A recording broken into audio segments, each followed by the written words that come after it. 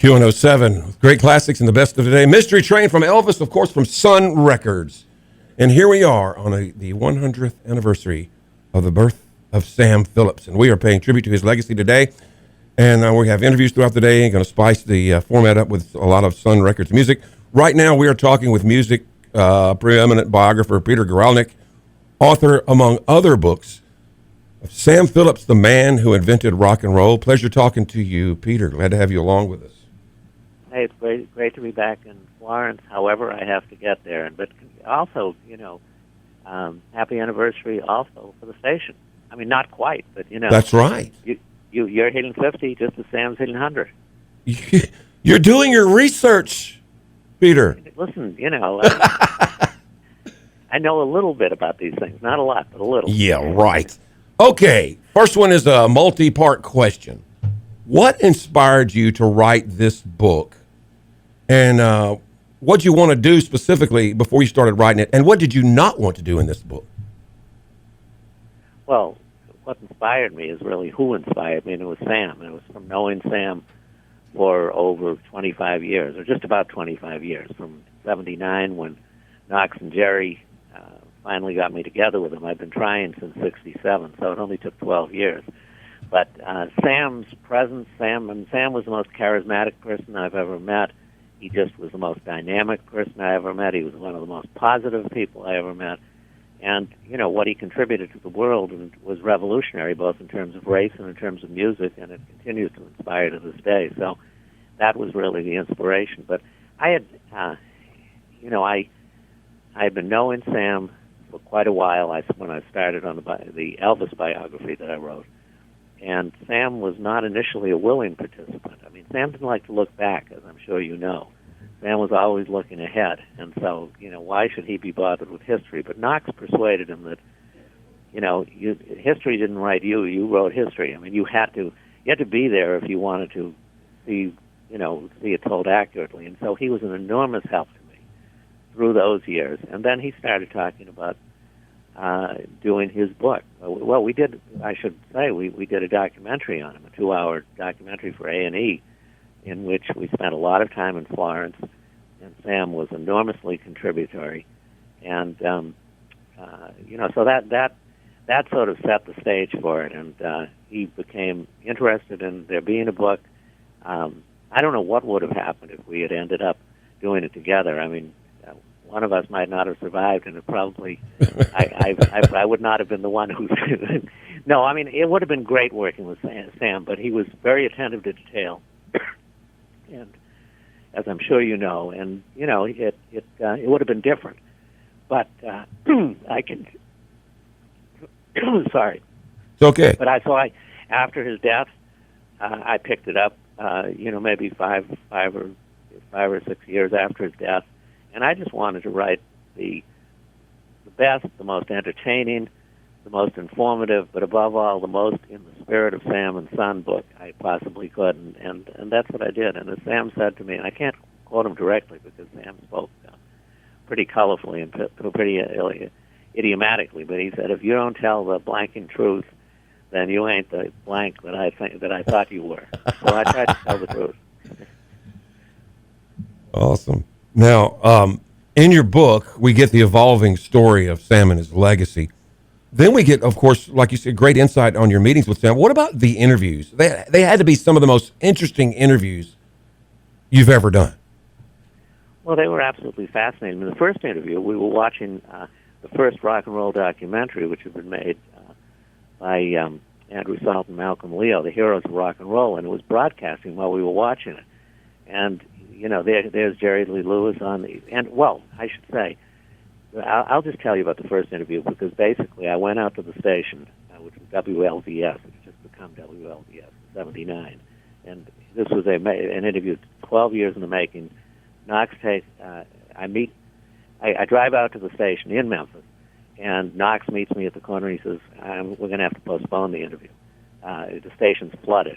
Not the air conditioning system, but the whole, you had to let go. And I said, postpone it. I haven't got another 12, or I would hate to wait another 12 years. I didn't say that. So I spent the entire day mopping up, carrying buckets of water, and watching Sam just command a legion of people, many of whom I came to meet later. I mean, his wife Becky was there, Sally Wilburn was there, everybody was there. And Sam was in charge, in total charge, just as he was in the studio. And at the end of that very long day, after about 8 hours of, cleaning up, we sat there watching with the Heroes of Rock and Roll playing in the background. Sam did what was by his standard a short interview, by anybody else's was a long interview. And he just laid out, as I would say, and as I think he would have said, the truth. And it was just inspiring. And from there on, it went. And the interviews got longer, and they became more discursive, and they covered everything from his band leader in Florence, Floyd McClure, whom we went to visit, in a nursing home when we were making the documentary, to how important John Philip Sousa's marches were to his musical development, and leading the band was the most important thing he had ever done in terms of leadership, and above all, that Florence was the beginning and the end of everything.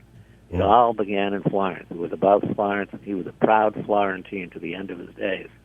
So it was really cool, and I mean, everything about it, and it was so much fun. But again, I wrote the book so completely differently. I wrote it in a personal way, as you suggest, because you couldn't write about Sam in any other way. I mean, the first part of it is pretty much historical, but the rest of it, Sam did not want a dull book about his life.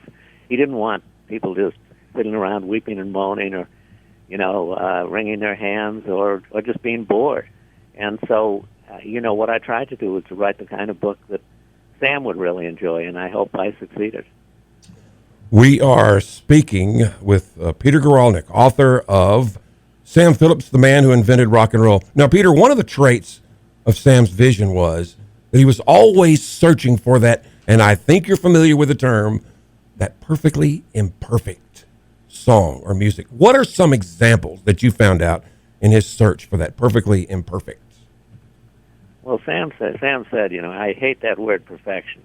They should just take it out of the dictionary. I would burn that word if I could. Because to him, you lost all the spontaneity, all the feel, if you pursued, and all the fun, if you pursued perfection.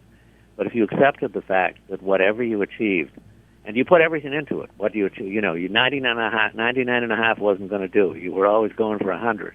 But that was in terms of both the effort, the individuality, and Sam always spoke about individuality in the extreme, as he would say. And that was what he prized. And I mean, one of the most, the most familiar examples, I guess, of his stressing feel over reaching a kind of perfection was when he recorded Carl Perkins doing Blue Suede Shoes, and right. He got done with the second take, and or the third take, whatever it was, and Carl said, "Well, I've got to do that again, Mr. Phillips. I made 2 or 3 mistakes." And Sam said, people are not going to hear the mistakes. You had the feel there. And Carl just said, well, Mr. Phillips, I really made some big mistakes. And Sam said, okay, well, we'll do another take if you want, but you're going to see. It's that take, that second or third take, that's the one that has it. And so he did one more take, but the one that got released was the one with the mistakes, because it had the feel, and that was all that was important. I mean, that was everything about Sam. But most of all, I visited the station with him a couple of times, and what he was just looking for was to dig out of people what was inside of them, whether it was on radio or it was in the recordings he made. And he wanted people to get in touch with something that they may not have even recognized in themselves. He saw people like Elvis and Johnny Cash and Howlin' Wolf. Well, probably not Ike Turner. Ike Turner had a sense of confidence, self-confidence that was unconquerable. But he saw them as coming in and just not quite able to express what they had inside them. And he was determined to bring it out, not because he was prescribing anything, not because he was trying to force them into any mold, almost the opposite, but because he sensed, he intuited, he had that visionary sense with people, as he did with the music, that there was something there beyond what they were presenting, and he was determined to wait for it. That's what's so amazing about so many of his recordings. He waited it out. When something didn't appear, when Elvis came in for his tryout session on July 5th, 1954, and he went through all the songs he knew, and none of them quite clicked. And Sam just sat there, and he was back there. I don't remember if there was a control room then. I mean, yeah, I think there was at that point. There was a control room. But he waited it out until Elvis, almost in desperation, started playing this song, which was unlike any other that he had been singing in the studio that night. That's All Right, the blues by Arthur Big Boy Crudup. And Sam, and then Scotty and Bill joined in, and Sam said, "What's that you're doing?" And Scotty said, "We don't know." He says, "We'll figure it out." And, let's go back to the beginning and do it again. But the point was, had he not had that patience, and he wasn't necessarily a patient person in terms of personality. He really was. I mean, Marion Keisker said for a person, who was not by nature patient, he showed the most extraordinary patience in terms of music in the studio. And that was really not as much as anything. It was his keen, intuitive sense, his psychology. He really considered himself a kind of psychologist, a psychiatrist. No, psychologist. Mm-hmm. But it was that willingness to wait for it to come out, or to insist, as with somebody like Johnny Cash, that he wanted to hear what they had inside them, and he recognized when it came out. Okay, let's play a song. Speaking of Ike Turner, being from Clarksdale, Mississippi, I have a bit of insight on this song, and I learned about this very important record here. And many of his music historians have suggested that this song has strong claims to be called the first rock and roll record ever. Jackie Brenston and the Delta Cats. This one had a bit of a change, Rocket 88, from its inception to its final release. There were some changes made there for such a very important record. How did that change come about? Well, the biggest change was the credit to Jackie Brenston and to the Delta Cats rather than to Ike Turner's band, the Kings of Rhythm. And the reason was Ike Turner was a very forceful man. He was only 19 years old, I think, at the time, and I'm sure he was just as forceful then. And when I say forceful, I don't mean a negative. He just was a very strong-minded person, and he did all the vocals up until I think up to and including Rocket 88. And Sam, at some point, said to him, and I believe this because I've heard Sam take this kind of approach. He said to Ike, "You can't sing," and so. It was Jackie Brenston's song. That's what I've never understood about the story. But in any case, Sam turned the vocal over to Jackie Brenston. Jackie Brenston took the vocal, and enormously to Ike's ire, fury, when the record came out, there it was, Jackie Brenston and his Delta Cats, and Ike was fit to be tied. Although Sam did put out a record on him as well, but they continued to work together, and they became the best of friends. They renewed their friendship, I think, in 1995 at the opening of the Rock and Roll Hall of Fame in Cleveland. And, I saw them together, but they went off to Tunica, or Sam went down to Tunica to hear Ike play, and they really became very close in later years, after 50 years after the fact. All right, well, let's hear it. Jackie Brenston and his